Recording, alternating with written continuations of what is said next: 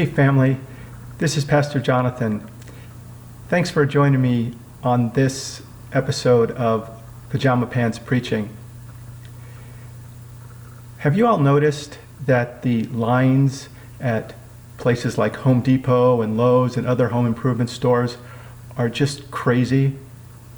I sure have. I've never had to wait in line to get into a hardware store. It's not like they're giving away free tools or anything. And it's not only because they're only letting in so many people at a time. The main reason that there's so many people in line to get into home improvement stores is because home improvement projects are on the rise. A lot of people are home, and so they are keeping themselves busy by doing some much needed improvement around the house.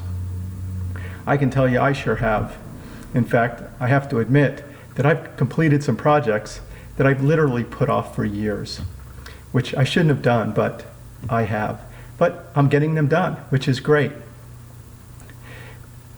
But the last time that I posted a video like this, a devotional, I talked about priorities. And it started making me think about my priorities. And should my highest priority be home improvement projects? Well, maybe it should, but not the kind of home improvement projects that I've been doing, like gardening and fixing things around the house. Probably the most important home improvement project that I ought to be doing, and maybe this is true of some of you, regard your relationships with your spouse, with your children, with family members, friends, those kinds of things. And even if we can't have face-to-face conversations with some of them, that of course does not give us an excuse not to try to do that kind of home improvement. And in fact, some of those home improvement projects are going to require some tough conversations. And they do take courage sometimes. They're hard to get into certain things, but that's what reconciliation is about. It takes the courage to be willing to enter into those tough conversations. In fact, Joseph Grenny, who co-wrote a book called Crucial Conversations and a study by the same name, said that he could assess the health of a relationship by looking at the number of crucial conversations that the parties are not having. And wow, that's really pretty insightful, that the health of your relationship can be seen by how many really important crucial conversations that Joseph Grenny calls, but those really high stakes, big relational conversations that need to be had. How many of those are you not having? And how many of those are you not having because maybe you have made it not safe for the other person to enter into them? Those are big questions. And so I think that this is a great time for us to get into some home improvement projects. Home improvement in relational ways. Yes, the other home improvement projects as well. And unfortunately, you won't find those kinds of tools at your local Home Depot or Lowe's. You're going to need a different set of tools in your toolbox for those. These are tools like humility and listening well, forgiveness, understanding. In fact, the Apostle Paul, believe it or not, gave us a comprehensive list of the types of tools that we need for healthy relationships and for a healthy and productive Christian life. And he wrote those down in a letter that he penned to the church in Galatia. And those tools may be very familiar to you, but for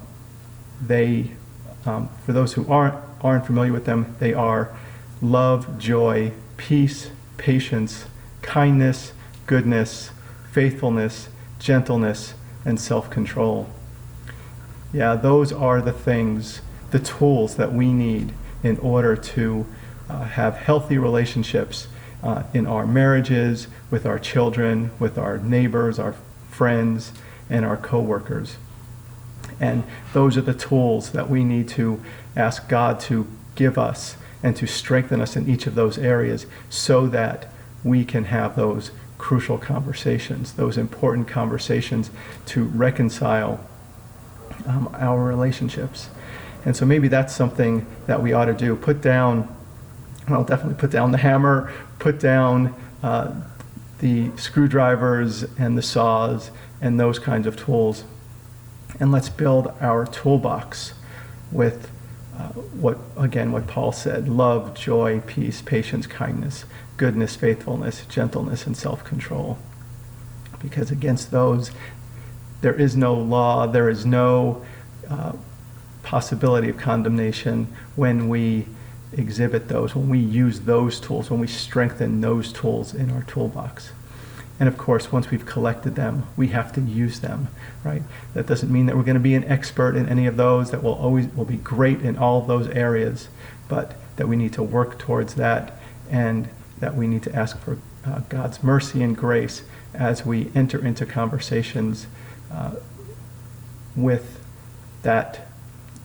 those tools that, of course, the Apostle Paul called the fruit of the Spirit. So I encourage you to pray for the fruit of the Spirit, for those tools in your toolbox, and I will pray that you have the courage to use those tools in strengthening and maybe even rebuilding the relationships that ought to be built. As always, it's great talking to you. Can't wait to see you again. And please connect with us at newhopenorthcc.com or contact me by hashtagging Pajama Pants Preaching. Until next time, may God bless you and keep you.